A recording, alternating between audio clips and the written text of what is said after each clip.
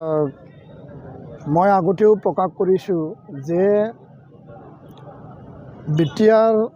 BTC আৰু ইয়াৰ আগত BSc তিনিটা চুক্তি হৈ গ'ল। 34টা বছৰত ইয়াতে গণতান্ত্ৰিক শান্তিপূৰ্ণ আন্দোলন চলিছিল উপেন ব্ৰহ্মৰ নেতৃত্বত। ইয়াত সশস্ত্ৰ আন্দোলনো আৰম্ভ হৈছিল BLT NDBৰ আৰু বিভিন্ন ফৈদত এইটো বিভক্ত হৈছিল আৰু সকলোকে আলোচনা কৰি শান্তি স্বাৰ্থত আৰু এই অঞ্চলত বসবাস কৰা জাতি জনগোষ্ঠীৰ অধিকাৰৰ স্বাৰ্থত 6 শিডিউলত অধিক মৰ্যাদা অধিক ক্ষমতাৰ স্বাৰ্থত সকলোৱে মিলি পেলাই বড়ো ৰাইজ আৰু আন জাতি জনগোষ্ঠী সকলোকে আগুৱাই নিয়াৰ স্বাৰ্থত ইয়াতে শান্তি চুক্তি সম্পাদন কৰা হ'ল।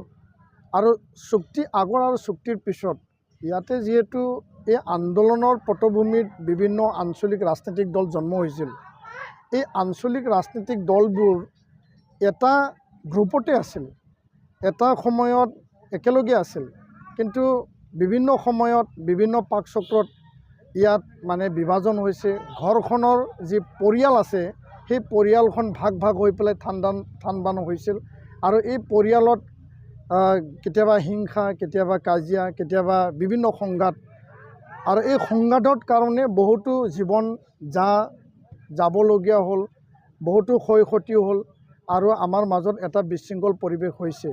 তো ইয়াৰ কাৰণে আমাৰ এইটোৱে আহ্বান আছিল, যি পৰিয়ালটো ভাগ ভাগ হৈ আছে, যি পৰিয়ালত সংঘাত সৃষ্টি হৈছিল, সেই সংঘাতটো সেই ভাগ ভাগ হোৱা যি এটা পৰ্যায় সেইটো একত্ৰিত কৰি পেলাই আকৌ এটা মূল পৰিয়ালত সকলোৱে অংশগ্ৰহণ কৰি পেলাই আগবাঢ়ি যাব পাৰে নেকি, তাকে আমি দায়িত্বশীল এটা পৰ্যায়টো বিবেচনা কৰি পেলাই আমি আহ্বান জনাইছিলোঁ।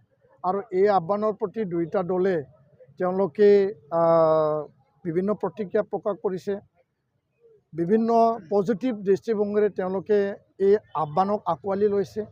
বাকী যিখিনি পৰিকল্পনা, যিখিনি ফৰ্মুলা, যিখিনি এজেণ্ডা যি আছে সেই এজেণ্ডাবিলাক তেওঁলোকে দলীয়ভাৱেহে আগবঢ়াই নিব লাগিব। তো আমি আহ্বান জনাইছোঁ, আমাৰ এটা জাতীয় দায়িত্ব আছিল, সেইখিনি কাম আমি সম্পন্ন কৰিলোঁ। বাকী দায়িত্ব তেওঁলোকেও হয় আৰু তেওঁলোকে কি ধৰণে আগবাঢ়িব না নাবাঢ়িব সেইটো সময়ত এইটো গম পোৱা যাব বা সময়ত এইটো আমি সকলোৱে দেখা পাব। ধন্যবাদ। নাই, সদায় আমি আশাবাদী আৰু আমি এটা মহৎ উদ্দেশ্যক লৈ আশাক লৈ আমি সদায় মানৱ জীৱন আৰু মানুহ মাত্ৰই আশাক লৈ পেলাই আমি কাম কৰোঁ সকলোৱে।